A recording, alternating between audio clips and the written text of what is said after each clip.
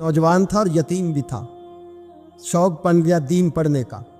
मोहल्लेदार इलाके वाले कहने लगे कहाँ से कमाएगा, ना बाप है, ना माँ है, ना घर है, कहाँ से। हजरत रूमी कहते हैं नौजवान ने जंगल में झोंपड़ी लगा ली। वहाँ वो सुबह मदरसे जाता, शाम को जंगल में रहता, वहाँ अल्लाह अल्लाह करता, सबक याद करता। एक दिन बादशाह की बेटी रास्ता भूल गई, जंगल में आई सहेलियों के साथ, बॉडीगार्ड भी साथ थे, पर रास्ता भूल गई। खोती खोती शाम हो गई, ऐसी खोई कि जब रात गहरी हो गई तो आके उस नौजवान के पास रुकी और चिल्लाने लगी। शेर के दहाड़ने की आवाज आती है, भेड़िए के बोलने की आवाज आती है। नौजवान अकेला, सहेलियां बिछड़ गई, गार्ड बिछड़ गए।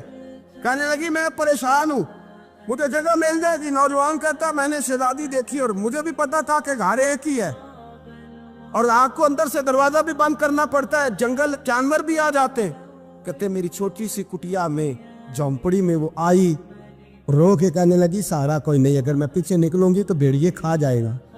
कहते मैंने उसे जगह दे दी। अकेली औरत, चिराग जल रहा है, सबक याद कर रहा हूँ। मेरे नबी पाक ने फरमाया जहाँ मर्द औरत अकेले हो तीसरा शैतान होता है। और शहजादी, वो बच्चा कहता है सबक याद करता रहा सारी रात। वो बच्ची को कहा सो जा, पर वो कहती है नींद मुझे भी कहाँ आई। ऐसे मौक़ों पर नींद, सारी रात सबक याद करता। थोड़ी थोड़ी देर के बाद चिराग जलता तो उस पर उंगली रखता, हाथ जलता तो पीछे खींचने, फिर दूसरी उंगली रखता, थोड़ी देर के बाद जलता तो खींचने, हाथ सारा जल गया। सुबह किरणें चमकी तो कहने लगा चल निकल जा, दौड़ जा, बस बड़ा सब्र का इम्तिहान हो गया, चली जा। शहजादी बाहर निकली, सिपाही ढूंढ रहे थे। बादशाह खुद जंगल में निकला हुआ था, मेरी बेटी मिल गई। बादशाह तन्हाई में जाके कहने लगा बेटा मैं दुनिया को बताऊंगा कि मेरी बेटी खोई नहीं थी, सिपाही साथ ही थे। ये बड़ा मुश्किल होता है, बेटी तो भूल के भी रात कहीं रह पड़े तो लोग जीने नहीं देते, तो बेटा मुश्किल हो जाएगा मेरे लिए। कहाँ थी? उसने कहा नेक नौजवान के पास। उसने कहा बेटा मैं तो तेरी बात मानूंगा पर दुनिया नहीं मानेगी। अगर उस नौजवान ने किसी को बता दिया कि तू उसके पास थी तो फिर लोग मेरा जीना मुहाल कर देंगे। बेटा मैं मर जाऊंगा, मेरी मजबूरी ये है कि वो कहीं राज ना उगल दे वो नौजवान, उसे कत्ल करना पड़ेगा। औरत ने मिन्नतें की, उस बेटी ने कहा मेरे मौसम को मारोगे, रोई। और वो कहने लगा मैं बादशाह, वो मेरा अपना वकार है, मैं उसको छोड़ नहीं सकता। गिरफ्तार कर लाए सिपाही। वक्त तय हो गया सजा का। अकेले कारकोशरी में रखा गया, जो उसके खास एतबार वाले थे उनकी ड्यूटी लगाई। बादशाह ने बुलाया, पहले बिलम आया। औरत कहने लगी, बेटी कहने लगी एक दफा तो बुलाओ ना, एक सवाल बस पर्दे में रह के पूछना है, और फिर जो आपका जी चाहे मेरे मौसम को मारना तो है, तो मर्जी आपकी। सामने खड़ा किया, नौजवान पर्दे के पीछे, औरत खड़ी हो गई। बादशाह बीच बैठ गया। बीबी कहने लगी सारी रात बेदार मैं भी रही, सोया तू भी नहीं। वो जो तू चिराग के करीब हाथ लगा के जलाता था वो समझ नहीं आई। नौजवान रो पड़ा, कहने लगा क्या करूं, मैंने रसूलुल्लाह का दीन पढ़ा है, क्या करूं, मैंने हुजूर का दीन पढ़ा है। मैंने पढ़ा है कि जानी को सबसे नीचे दोज़ख के सबसे निचले दर्जे में जलाया जाए, उसे जहन्नमियों का पीप और रेशा पिलाया जाए, कंद खिलाया जाए। ये रवायतें पड़ी हुई थी। थोड़ी थोड़ी देर के बाद शैतान मुझे कहता था बदकारी कर ले। मैं अपना हाथ उसी वक्त जब शैतान मशवरा देता तो मैं आग पे करता। मैं कहता अगर ये बर्दाश्त हो गई तो वो भी हो जाए। जब हाथ जलता तो मैं समझ जाता नहीं तुझसे तो ये नहीं बर्दाश्त होती तो वो कैसे होगी। फिर मुझे शैतान मशवरा देता कोई देख नहीं रहा, तो बुलाने नहीं गया, खुद आई, मैं दूसरी उंगली लगा देता। मैंने हाथ जलाया और मैं समझ गया जब छोटे से चिराग की इतनी सी शमा की आग नहीं बर्दाश्त होती तो दोज़ख कैसे बर्दाश्त होगी। कहता मैं बाज आया। बादशाह ने ये कहानी सुनी, लफ्ज सुने तो चीख मार के रोया। कहने लगा ओ तालिब इल्म, तू तो मेरे नबी का सच्चा गुलाम है, और मेरे रसूल के जो सच्चे गुलाम होते हैं उन्हें फांसियां नहीं दी जाती, उन्हें तख्त पर बिठाया जाता है। अब तुझे सजा नहीं होगी, बल्कि मैं अपनी बेटी का निकाह तेरे साथ करूंगा और मेरे बाद इस सल्तनत का बादशाह भी तू ही बनेगा। अब वो नौजवान वहां नारे लगा रहा है, कहता लोगों तुम मुझे कहते थे दीन से क्या मिलता है, दीन से तो अल्लाह तख्त व ताज भी अता फरमा देता है। अगर नौजवान शर्म व हया वाले बन के रहे अल्लाह सारी इज्जतें दे देगा। देखे ना अल्लाह के फजल से इज्जत मिलती है, और जब कोई इज्जतदारों जैसा काम ही ना करे। एक बात और अर्ज करनी है पर वक्त थोड़ा रह गया। जवानों, मैं ना जब कभी परेशान होता हूँ ना तो मैं ये वाली बात खोल के पढ़ता हूँ। वाला ये बात ढारस बनाती है, ढारस توانائی دیتی ہے, پورا مضمون باندھا ہے. اعلیٰ حضرت کہتے ہیں بیروپیہ تھا, مداری, روپ بدل بدل کے دکھایا کرتا تھا, بادشاہوں سے انعام لیتا تھا. ایک دن اورنگزیب عالمگیر کے پاس آ گیا, کہنے لگا میں روپ بدلوں گا, اگر آپ پہچان نہ سکے تو میں انعام لوں گا. آپ نے فرمایا میں کوئی ایسے ویسا بادشاہ نہیں, کہا مجھے دھوکہ دینا مشکل ہے. کہا نہیں, میں روپ بدلوں گا. حضرت اورنگزیب عالمگیر بڑے نیک بادشاہ گزرے, بڑے پرہیزگار.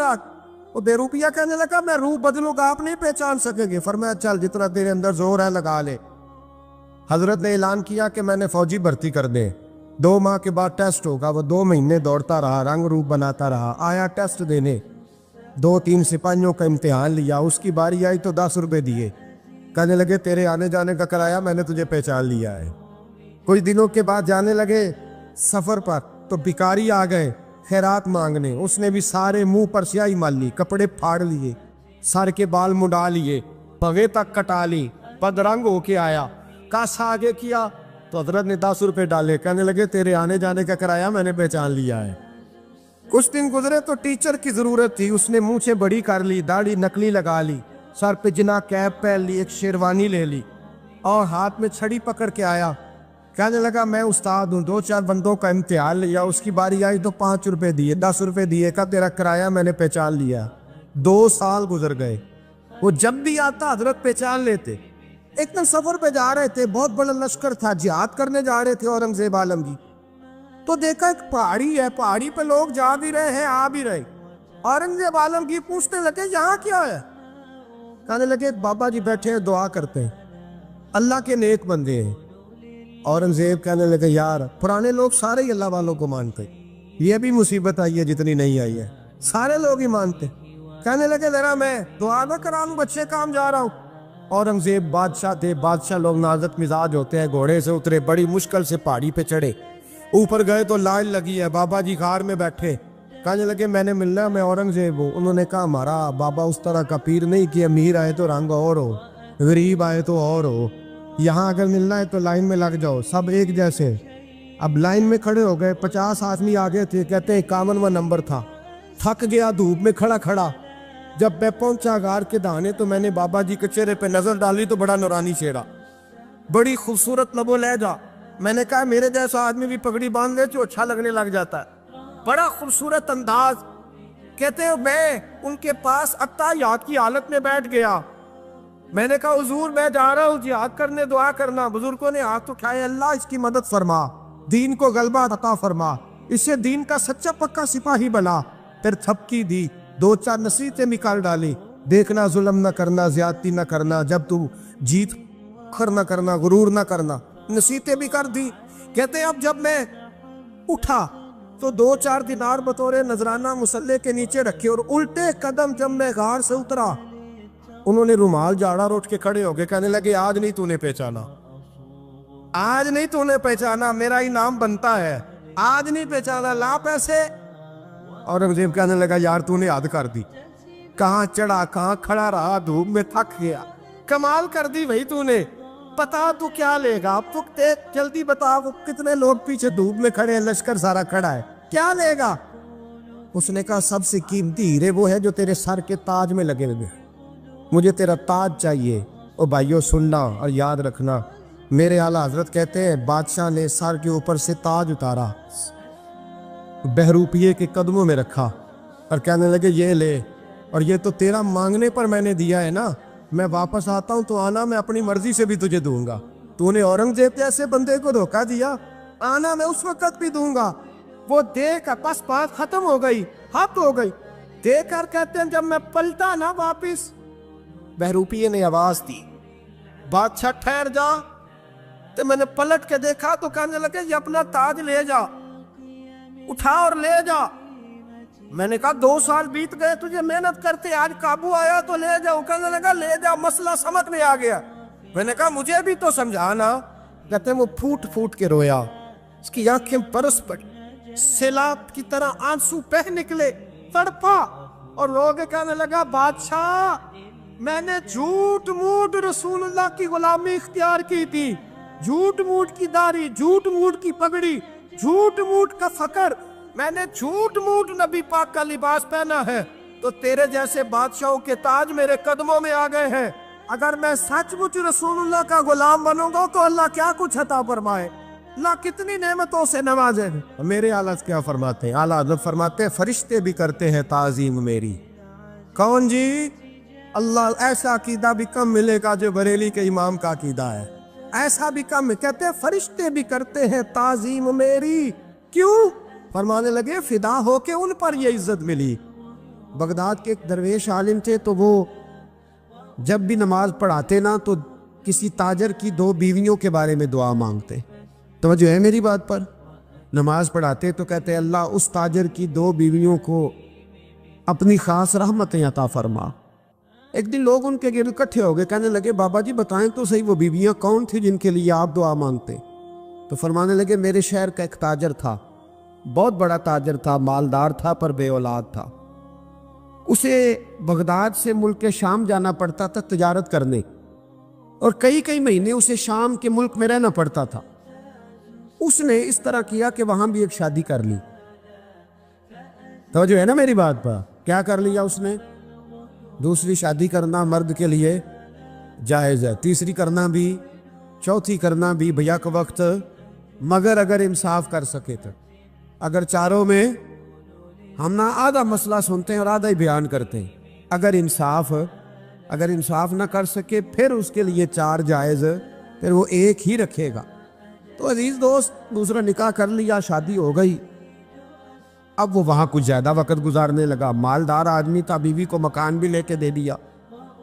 اب وہ دیر سے آتا واپس، اور جب آتا بھی تو اس کے وہ والے انداز نہ ہوتے جو پہلے ہوا کرتے تھے۔ اب بیوی سے بڑا جاسوس بھی کوئی نہیں ہوتا، اس کو تو پہلے پتہ چل جاتا ہے کہ ماجرا کیا ہے، اسے بڑی خبر ہوتی ہے۔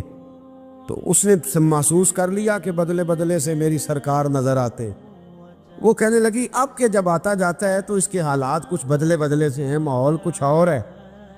اس نے ایک بوڑھا آدمی جو اس کا عزیز بھی تھا اور سمجھدار بھی تھا اس کو تیار کیا، کہنے لگی اب کہ جب ملک کے شام جائے نا تو اس کا پیچھا کرنا اور خبر کرنا کہ کہاں رہتا ہے، کہاں جاتا ہے، کیا کرتا ہے۔ وہ بوڑھے بزرگ جو تھے وہ خاتون کے کہنے پر کچھ اس نے کرایہ بھی دیا، وہ اس تاجر کے پیچھے گئے اور واپس آ کے خبر دی، کہنے لگے کہ یہ تو 2-3 سال بیت گئے، اس نے وہاں بھی شادی کی ہوئی ہے، تجھے بتایا ہی نہیں۔ بی بی بڑی سمجھدار تھی، حوصلہ مند، زیرک، اس نے شور نہیں مچایا۔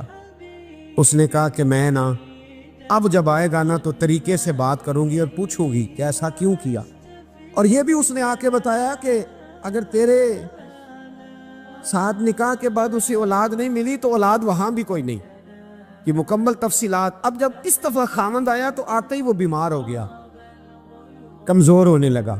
اب خاتون نے مناسب نہیں سمجھا کہ آتے ہی دڑام سے میں اس کے سر پر یہ بت یہ پھوڑ دوں کہ تو نے نکاح کیا ہوا ہے اور مجھے بتایا نہیں۔ وہ ذرا تسلی میں رہی، کچھ وہ بیمار تھا، حوصلہ رکھا، خدمت کرتی رہی۔ کچھ دن گزرے تو وہ تاجر انتقال کر گیا، فوت ہو گیا۔ اب راز کھل نہ سکا، عدت گزاری، اور جب سارا مال جمع کیا نا تو اشرفیوں کی بوریاں بھر گئی۔ سارا مال اس بی بی کا، 4 بوریوں میں اشرفیاں، 4۔ یہاں تو پیٹ کا دوزخ ہے، معاذ اللہ، بھرتا ہی نہیں۔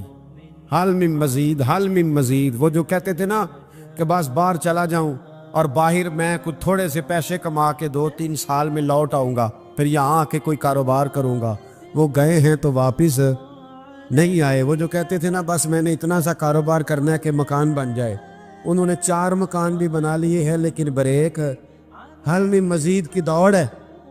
اب 4 بوریاں اس عورت نے چھپائے رکھی، کوئی بندہ نہیں جانتا بغداد میں کہ ملک کے شام میں تاجر کی دوسری بیوی بھی ہے۔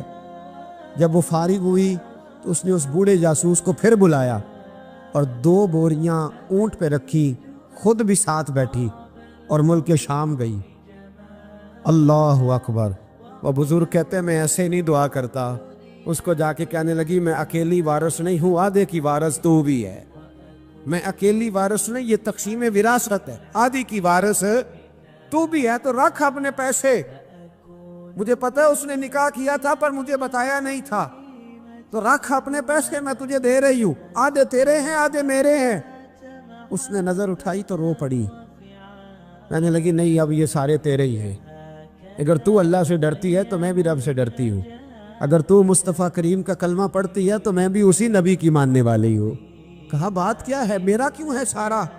تو وہ خاتون کہنے لگی وہ 2 سال 3 سال سے میرے ساتھ نکاح تھا اور اس نے بتایا تھا مجھے کہ میری بیوی بھی ہے، اور میں غریب تھی تو میرے والدین کو بھی بتایا تھا کہ میری دوسری شادی ہے۔ یہ مکان اس نے مجھے لے کے دیا تھا، میرے تمام اخراجات وہ پورے کرتا تھا، نان و نفقہ کا خیال رکھتا تھا، لیکن اب کہ جب وہ آیا تو وہ بیمار تھا۔ اس نے مجھے بتایا کہ مجھے طبیب نے بتایا ہے کہ میں شدید بیمار ہوں، شاید بچ نہ سکوں۔ تو کہنے لگی وہ مجھے کئی لاکھ روپے بھی دے گیا اور جاتے دفعہ مجھے طلاق بھی دے گیا، فارغ کر گیا۔ کہنے لگا تو جہاں چاہے میرے بعد نکاح کر سکتی ہے، اور کہنے لگا میں چاہتا تھا پہلی بیوی کو بتا دوں، موقع نہیں بنا اور اس کا دل نہ ٹوٹے، بتا نہیں پایا، لہذا وہ مجھے ڈھیر سارے پیسے دے چکا ہے، سارا میرا حصہ مجھے پہلے سے دے چکا ہے۔ میری بہن اب یہ 4 بوریوں میں سے 2 میری نہیں بلکہ 4 کی 4 ہی تیری ہے، تو ہی اس کی حقدار ہے۔ تو بزرگ کہتے ہیں مجھے بتاؤ جن کے اندر اس قسم کے تقوی کی جھلک ہو ان کے لیے ہر نماز کے بعد دعا مانگنی چاہیے کہ نہیں مانگنی چاہیے؟ حضرت عمر کے زمانے میں ایک نوجوان تھا، نیک تھا، مسجد جایا کرتا تھا رات کو، تو مسجد جا رہا تھا تو رستے میں ایک عورت نے دعوت گناہ دی، ابن عساکر نے اس کو لکھا ہے۔ تو نوجوان تھا، خواہشات تھی، کچھ طبیعت مائل ہو گئی، ابھی ادھر جا ہی رہا تھا کہ کسی نے آیت پڑھ دی والی من خاف مقام ربی جنتان، جو رب کے سامنے کھڑے ہونے سے ڈرے گا اللہ 2 جنتیں دے گا۔ واقعی ڈر گیا، وہ واقعی ڈر گیا، اتنا ڈرا کہ بے ہوش ہو کے گر پڑا۔ بیماری سے لوگ بے ہوش ہوتے ہیں، پیسے ڈوب گئے بے ہوش ہوتے ہیں، بچے کے غم میں بے ہوش ہوتے ہیں۔ سچ بتاؤ کبھی خوف خدا سے بھی بے ہوش ہوتا کوئی دیکھا ہے؟ ہمارے ہاں تو روز مرہ ہی نہیں ہے بھائی، اور بڑی باتیں ہیں بے ہوش ہونے کی، ڈرنے کی، غش کھانے کی۔ بے ہوش ہو کے گر پڑا، بوڑھے باپ کو کسی نے بتایا بچہ بے ہوش پڑا ہے، اٹھا کے گھر لائے، گھر لا کے کہا بیٹا کیا ہوا؟ نوجوان ہے، چڑھتی جوانی ہے، پر پاکیزہ بڑی ہے۔ کہنے لگا ابا جی گناہ کی طرف چلا گیا تھا، پر میں نے آیت سن لی جو اللہ کے سامنے کھڑے ہونے سے ڈرے گا رب 2 جنتیں دے گا، میں ڈر گیا تھا، رب واقعی 2 جنتیں دے گا۔ باپ رو پڑے، ابا جی کی آنکھوں میں آنسو آئے اور کہا پتر اللہ بڑا مہربان ہے، اس کے وعدے سچے ہیں، واقعی 2 جنتیں دے گا۔ اس نے پھر ایک چیخ ماری اور اس طرح کی ماری کہ اس کی روح ہی پرواز کر گئی، روح ہی پرواز کر۔ کشتگان خنجر تسلیم را، عشق کی خنجر سے قتل ہو گئے لوگ۔ صبح حضرت عمر کو پتا چلا کہ انہوں نے تو رات جنازہ بھی پڑھ دیا، تدفین بھی کر دی۔ جناب عمر فرمانے لگے اتنا نیک نوجوان خوف خدا سے دنیا سے چلا گیا، مجھے کیوں نہیں بلایا میں جنازہ پڑھتا؟ فاروق اعظم فرما رہے ہیں میرا شوق تھا میں اس کا جنازہ پڑھتا۔ کہ حضور آپ کو تکلیف نہیں دی؟ فرمایا بتاؤ قبر کہاں ہے؟ تے کامل پیر اونا دے باہو قبر جنا دی جیوے۔ حضرت فاروق اعظم قبر پہ تشریف لے گئے اور کھڑے ہو کے فرمانے لگے نوجوان مجھے امید ہے میرے رب نے تجھے 2 جنتیں دی ہوں گی۔ ابن عساکر کھول کے دیکھو تاریخ بغداد نے کیا لکھا ہے۔ حضرت سیدنا فاروق نے فرمایا امید ہے 2 جنتیں دی ہوں گی، قبر کے اندر سے بولا کامل پیرونا دے باہو قبر جنا دی جیوے، قبر کے اندر سے بولا۔ کہنے لگا حضور امید والی بات نہیں، رب کے وعدے سچے ہیں، اس نے واقعی مجھے 2 جنتیں عطا فرمائی، 2 جنتیں دی ہیں، میں نے اپنے مالک کو راضی پایا۔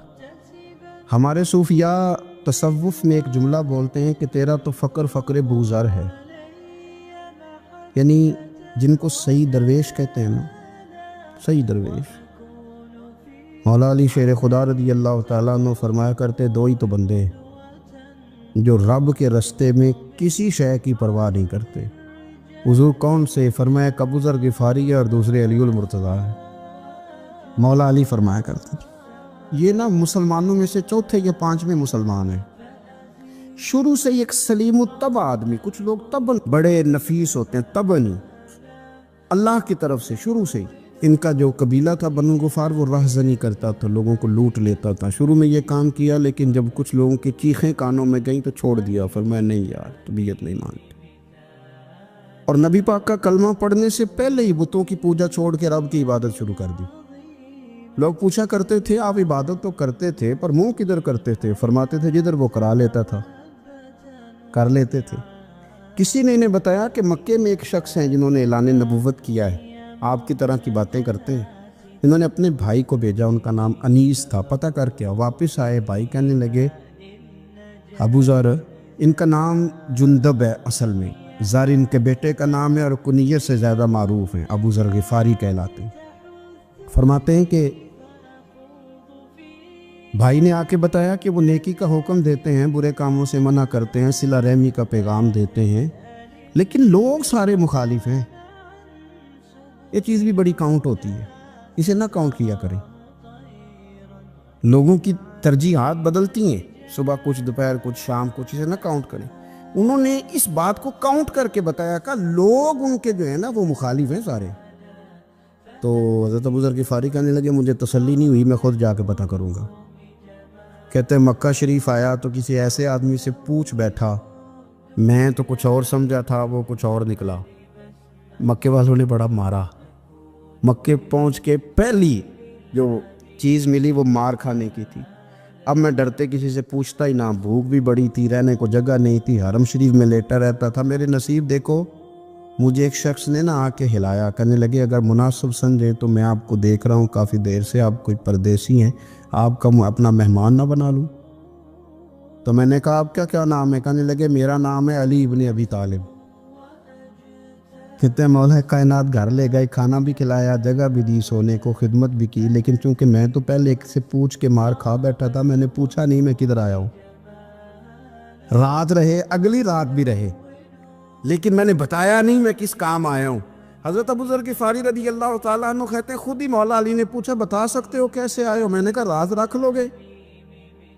فرمایا بڑا کشادہ سینہ دیا رب نے مجھے، تو بات تو کر۔ کہنے لگے یار میں تو محمد مصطفیٰ کی زیارت کرنے آئے صلی اللہ تعالیٰ علیہ وسلم۔ یہ بے نیاز لوگوں میں سے ہیں حضرت سیدنا ابو ذر غفاری۔ میں حضور کی زیارت کے لیے ہوں۔ حضرت علی کہنے لگے سویرے لے چلوں گا۔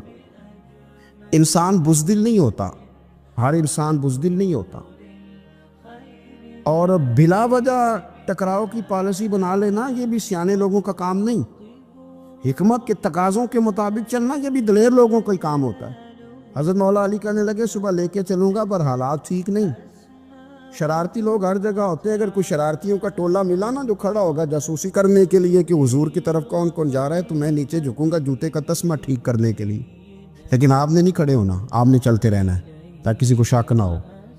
کہتے اس ترتیب سے حضرت علی مجھے لے کے گئے، میں حضور کی بارگاہ میں پہنچا۔ مولا علی کہتے ہیں بڑے بڑے لوگ سوال کرتے تھے پر یہ شروع سے سلیم الطبع تھے، مجھے کہہ لینے دینا، جنہوں نے ماننا ہوتا ہے وہ لمبے سوال کرتے ہی نہیں۔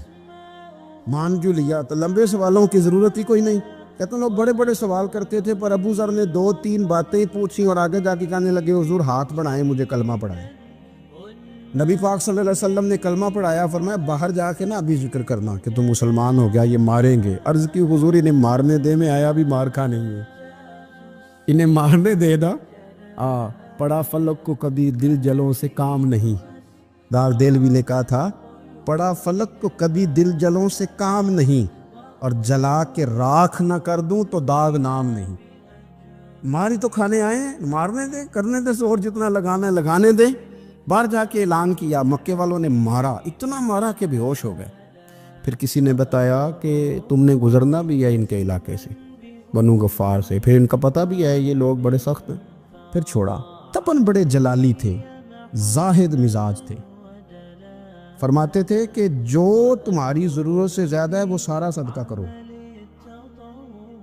کنز کے معاملے میں ان کا رویہ یہ تھا، صرف حضرت صدیق اکبر کو کچھ نہیں کہا انہوں نے، باقی حضرت عمر جیسے آدمی کو بھی کھڑا کر کے کہہ لیتے تھے یہ مال کیوں رکھا ہوا ہے خزانے میں، بانٹتے کیوں نہیں سارا؟ اور جناب عثمان غنی رضی اللہ تعالیٰ عنہ کے ساتھ تو باقاعدہ کئی دفعہ اس موضوع پر گفتگو کی۔ وہ کہتے تھے کہ جب اللہ کہتے ہیں قرآن میں کہ مال دولت جمع نہیں کرنی، تو وہ جو لوگ تھے وہ بھی بڑی شانوں والے تھے، وہ کہتے تھے کہ اللہ نے جب زکوٰۃ فرض کی تو مال جمع ہوتا ہے تو زکوٰۃ فرض ہوتی ہے نا، یا فطرانے کا کہا تو مال ہوتا ہے تو فطرانہ آتا ہے نا۔ تو آپ جو کہہ رہے ہیں وہ ٹھیک ہے، پر آپ اعلیٰ بات کر رہے ہیں تقوی کی، سارا بانٹو۔ تو حضرت ابو ذر غفاری کہتے تھے چلو ٹھیک ہے تمہاری بھی بات مان لیتا، پر یہ بتاؤ مدینے والے کا اپنا طریقہ کیا ہے؟ کہ بھئی حضور کا طریقہ تو وہی ہے جو آپ بتا رہے ہیں۔ تو فرمانے لگے پھر اس رستے نہ چلیں جو رستہ مدینے والے رسول کا ہے، اور حضور سے، نبی پاک سے عشق کرتے بڑا کھل کے۔ یہ صحابہ صفہ میں سے تھے۔ کلمے پڑھنے کے بعد چونکہ طبیعت جلالی تھی تو حضور نے بھیج دیا، فرمایا واپس جاؤ اپنے قبیلے میں تبلیغ کرو۔ واپس گئے، بھائی کو مسلمان کیا، والدہ کو مسلمان کیا، قبیلہ سارا مسلمان کیا، وہیں رہے۔ ہجرت مدینہ کے بعد آئے تبوک کے موقع کے قریب، اور حضور نے صحابہ صفہ میں رکھ لیا۔ نوکری کرتے مدینے والے رسول کی، دلیر آدمی تھے، بڑا قبیلہ تھا، پر ڈیوٹی کرتے، ڈیوٹی خدمت کرتے۔ ایک بیٹا تھا زار اس کا نام تھا، اس کی ڈیوٹی لگائی تم نے میرے نبی پاک کے اونٹ چرانے۔ ڈاکو آئے تو صاحبزادہ اونٹوں کی، اونٹنیوں کی حفاظت کرتے شہید ہو گیا۔ اور یہ انوکھا بندہ ہے جس نے شرط لگائی تھی کہ میں نے کالی سیاہ رنگ کی عورت سے شادی کرنی۔ انوکھا بندہ ہے۔ ایک بیٹی تھی، ایک بیٹا، بیٹا شہید ہو گیا۔ بیوی سے کہا تم نے نبی پاک کے گھر میں خدمت کرنی ہے، حضور کے گھر والوں، اور میں نبی پاک کی نوکری کروں گا۔ حضور کی خدمت کرتے، ہر وقت خدمت میں رہتے۔ اور حضور جب آتے نا، صحابہ صفہ میں یہ شامل تھے جو لوگ دین سیکھتے، حضور جب آتے تو سب سے پہلے آ کے حضرت ابو ذر غفاری کا پوچھتے، بلائیں، اور جب بات کرتے حضور تو بار بار ان کو مخاطب کر کے بات کرتے۔ حضرت ابو ذر غفاری رضی اللہ تعالیٰ عنہ کا نبی پاک سے اتنا پیار کہ ہماری بھی مشکل حل کر دی۔ ابو داؤد شریف میں موجود ہے، ایک دن کہنے لگا یا رسول اللہ صلی اللہ علیہ وسلم، اگر کوئی بندہ کسی سے پیار بڑا ہی کرے پر اس جیسے عمل نہ کر سکے، کوشش کرے کرنا، لوگ ہمیں کہتے ہیں نا جی پیار بڑا، عمل بھی تو کرو نا، بھی کرنا چاہیے، پر انسان ہے نا، غلطی بھی تو ہو ہی جاتی ہے۔ اب ہم عمل نہیں کر سکتے تو تم ہمیں پیار بھی نہیں کرنے دو گے؟ مہربانی کرو، پیار تو کرنے دو نا۔ حضرت ابو ذر غفاری نے کہا، ابو داؤد شریف میں موجود ہے، یا رسول اللہ صلی اللہ تعالیٰ علیہ وآلہ وسلم، حضور پیار بڑا کرے پر ان جیسے عمل نہ کرے تو حکم کیا ہے؟ تو حضور نے فرمایا پیار سچا کرے، اللہ قیامت کے دن جس سے محبت کرے گا نا اس کے ساتھ ہی دونوں کو اکٹھا فرما دے گا۔ تو حضرت ابو ذر نے فوراً کہا حضور پھر مجھے آپ سے بھی بڑا پیار ہے، رب سے بھی بڑا پیار ہے۔ فرمایا فکر نہ کرنا، جنت میں اکٹھے ہی جائیں گے۔ اتنی محبت رسول پاک کی ذات کے ساتھ حضور کی نوکری کرنا۔ ایک دن خدمت کرتے کرتے سو گئے، حضور مسجد میں آئے پتہ کرنے کہ ابو ذر آرام کر رہا ہے۔ یہ بھی مزہ ہوتا ہے، خیال رکھنا اپنے درویشوں کا، کیا کھایا کیا پیا، کہاں سوئے۔ حضور رات کو آئے، یہ سوئے ہوئے، فرماتے ہیں حضور نے میرا انگوٹھا ہلایا، میں اٹھ کے بیٹھ گیا، حضور بھی میرے پاس بیٹھ گئے۔ اور میں ابو ذر بڑا پیار کرتے ہو، سونے آپ کو پتہ ہی ہے۔ کہا یار تو بڑی نوکری کرتا ہے، ایک دن وہ بھی آئے گا جس دن تجھے میری مسجد اور میرے شہر سے جانا پڑے گا، پھر کیا کرو گے؟ تو عرض کی حضور کسی کی طاقت ہے مجھے آپ کے شہر سے نکالے؟ میں تلوار نکال لوں گا۔ نبی پاک نے فرمایا تلوار نہ نکالنا، جہاں تمہیں بھیجا جائے چپ کر کے چلے جانا۔ حضور کب تک؟ فرمایا جب تک اللہ تیری اور میری ملاقات نہیں کرا دیتا، یعنی وصال تک۔ یہ واحد شخص ہیں کہ حضور کے وصال ظاہری کا وقت آ گیا تو فرمایا کوئی میرے ابو ذر کو بلاؤ۔ جب یہ آئے تو حضور لیٹے ہوئے تھے، یہ جھکے نبی پاک کی طرف، حضور میں حاضر ہو تو حضور نے پکڑ کے سینے کے ساتھ لگا لیا۔ میرے رسول پاک صلی اللہ علیہ وسلم کی خدمت میں ایک دفعہ عرض کرنے لگے حضور مجھے صوبے کا گورنر بنا دے۔ تو نبی پاک نے فرمایا ابو ذر میں عہدے پسند نہیں کرتا، تو تمہیں بھی میں کہتا ہوں عہدہ نہ لینا، تمہیں بھی کہتا ہوں عہدہ نہ لینا۔ فرمایا ابو ذر میں جو چیز اپنے لیے پسند کروں گا تمہیں بھی اسی کا مشورہ دوں گا، تم بندے اچھے ہو پر یہ کام تمہارے بس کا نہیں ہے۔ بڑے زاہد آدمی میرے رسول کریم صلی اللہ تعالیٰ علیہ وآلہ وسلم نے ان کے بارے میں فرمایا جس طرح نبیوں میں حضرت عیسیٰ علیہ السلام ہوئے۔ حضرت عیسیٰ دیکھیں نا، انبیاء میں اللہ تعالیٰ نے ہر قسم کی عظمت نبیوں کو دی۔ جناب سلیمان علیہ السلام کا تو تخت بھی ہوا میں اڑتا تھا، جن تک تابع دار تھے، اور نبیوں میں حضرت عیسیٰ بھی ہیں جن کے پاس گھر بھی کوئی نہیں، شادی بھی کوئی نہیں کی، اینٹ سرانے رکھ کے تکیہ بناتے، ایک ان کے پاس کنگھی تھی اور ایک پیالہ تھا. دیکھیں جو بندہ نیک ہو نا وہ بھی نیک ہیں, اللہ کے نبی ہیں. آپ اپنا تقوی مسلط نہیں کریں گے, جو وہ کر رہے ہیں وہ بھی مخلص ہو کے کر رہے ہیں. حکومتیں جو چلانی ہیں تو وہ کس نے چلانی ہے؟ اگر نیک بندے نہیں آئیں گے تو غلط لوگ آئیں گے, قوموں پہ ظلم کریں, وہ بھی اپنی جگہ ٹھیک ہے. لیکن یہ جو کر رہے ہیں یہ بات بھی اپنی جگہ بالکل ٹھیک ہے. ہم پتہ کیا کرتے ہیں, ہم چیزوں کو مسلط کرتے ہیں, ایک دوسرے پر مسلط نہیں کریں چیزوں کو. آپ جو کر سکتے ہیں, جو رستہ آپ کو صحیح لگتا ہے اختیار کر لیں. یہی تو ہمارے دین کا حسن ہے, یہ سارے رستے واضح کر کے ہمیں دکھاتا ہے. حضرت عیسیٰ علیہ السلام نے ایک دن دیکھا کہ ایک بندہ نا انگلیوں کے ساتھ اپنے بال سیدھے کر رہا ہے, تو آپ نے فرمایا یار کنگھی کے بغیر بھی کام چل سکتا ہے.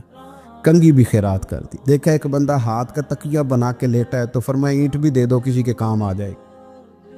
ایک دن دیکھا کہ ایک بندہ نا یوں چلو میں پانی پی رہا ہے, فرمایا پیالہ بھی رہنے دو, اس کے بغیر بھی کام چل ہی جاتا ہے. جناب عیسیٰ کا یہ زہد تھا. میرے نبی پاک علیہ السلام نے فرمایا جس نے جناب عیسیٰ کا زہد دیکھنا ہو وہ میرے ابو ذر غفاری کو دیکھے. ان کو دیکھے, یہ دنیا میں جناب عیسیٰ کے زہد کے مطابق چلتے پھرتے ہیں. ساری زندگی دولت کو, مال کو پسند نہیں کیا. جہاں رہتے تھے ایک گورنر صاحب نے 300 دینار تحفے میں بھیجے. تو ایک ہوتا ہے نا بندہ کہتا ہے نہیں ضرورت نہیں. اور حضور سید عالم صلی اللہ علیہ وسلم نے حضرت عمر سے فرمایا تھا جو خود بخود آ جائے وہ قبول کر لو اللہ کی طرف سے. لیکن ان کا رنگ فقیری والا تھا اور تھوڑا انوکھا تھا. 300 دینار آئے تو فرمانے لگے اسے جا کے کہو تمہیں کوئی اور بندہ نہیں ملا دھوکہ دینے کے لیے, میرے گھر ہی مال بھیج دیا ہے. فرمانے لگے میرے پاس گدھا ہے سواری کرنے کے لیے, میرے پاس بکریاں ہیں دودھ پینے کے لیے, میرے پاس ایک چادر اضافی ہے سامان میں سے. میں تو ڈرتا ہوں کہ رب کہیں اس چادر کے بارے میں سوال نہ پوچھ لے, اور تم ہو کہ میرے پاس یہ لے کے آئے ہو. حضرت عثمان غنی کے پاس جا کے کہا کرتے کتنا لوگوں کے پاس پیسہ آ گیا ہے, ہر بندے کے گھر میں مال ہے, یہ کیا ہو رہا ہے, لوگوں سے کہیں خرچ کریں غریبوں پہ. عثمان غنی فرمانے لگے تمہیں تو خوش ہونا چاہیے کہ میرے دور میں لوگ خوشحال ہو گئے. آپ فرمانے لگے نہیں, وہ والا رنگ زیادہ بہتر ہے جو مدینے والے نے اختیار فرمایا, کیونکہ کچا رنگ للاری والا چڑھدا تے لیندا رہندا عشق تیرے دا رنگ محمد, جدوں چڑھ جائے پھر نہیں لیندا. آپ کی طبیعت کے اندر دولت سے بیزاری. حضرت ابو درداء, حضرت ابو موسیٰ اشعری, حضرت ابو ہریرہ رضی اللہ تعالی عنہ, یہ سمجھ لیں ان کے کلاس فیلو تھے, ان کے ساتھ پڑھا تھا انہوں نے. حضرت ابو ذر غفاری ان پر بھی جلال کرتے. آپ یقین کریں کہ طبیعت نا ایسے کیف میں آ گئی ان کو پڑھ کے. ان کو پڑھا جب کچھ دنوں سے تو کچھ انوکھا, یہ انوکھی وجہ ہے, سارے زمانے سے نرالے ہیں. یہ بندے کون سی بستی کے یار اب رہنے والے ہیں, یہ کس طرح کے لوگ ہیں, کیا سوچ ہے. حضرت ابو درداء رضی اللہ تعالیٰ عنہ کے گھر کے قریب سے گزرے تو حضرت ابو درداء مکان بنا رہے تھے. کیا جملہ کہا, تڑپ گئی روح. فرمانے لگے ابو درداء تجھ سے مجھے یہ امید نہیں تھی یار. فرمایا کیا ہوا؟ فرمانے لگے اب تیرا مکان بنانے کے لیے بھی اللہ کے بندوں کی پشتوں پر اینٹیں رکھی جائیں گی. تیرا مکان بنانے کے لیے رب کے بندوں کی پشتوں پر اینٹیں تیرے لیے. حضرت ابو درداء نے گردن جھکا لی. فرمایا یار جہاں تو ہے نا تو بالکل ہی ٹھیک کہتا ہے. کیوں؟ میرے نبی پاک صلی اللہ علیہ وسلم نے فرمایا اس زمین کے اوپر اور آسمان کے نیچے ابو ذر غفاری سے سچا بندہ کوئی نہیں, ان سے زیادہ سچا کوئی نہیں. فرمایا تو ٹھیک کہتا ہے یار, صحیح کہتا ہے. حضرت ابو موسیٰ اشعری رضی اللہ تعالیٰ عنہ کو گورنر بنا دیا گیا عراق کا. اب حضرت ابو موسیٰ اشعری صحابہ میں ایک بڑے جلیل القدر صحابی ہے, اور ان کی عظمتیں, رفعتیں, بلندیاں کیا کہنا, بڑی گہری دوستی تھی. لیکن جب وہ گورنر بن گئے نا تو آپ نے فرمایا بس بھئی اب تو نے عہدہ لے لیا ہے, یہ بندے کو ٹھیک نہیں رہنے دیتی چیزیں, اب تو عہدے میں چلا گیا. بڑی مدت کے بعد ملاقات ہوئی حضرت ابو موسیٰ اشعری کے ساتھ.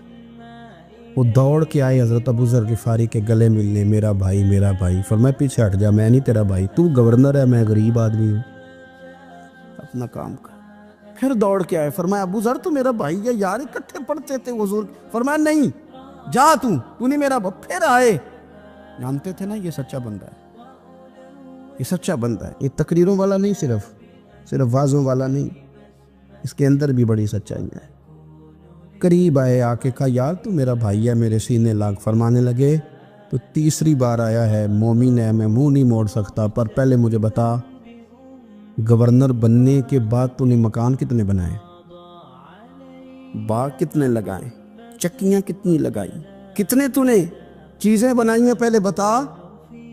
تو ابو موسیٰ اشعری نے ان کا ہاتھ پکڑا، رونے لگے، کہنے لگے جس محبوب سے تو نے تربیت لی ہے میں بھی انہی کا نوکر ہوں، جن کپڑوں میں میں عراق گیا تھا میرے آج بھی وہی ہیں یار۔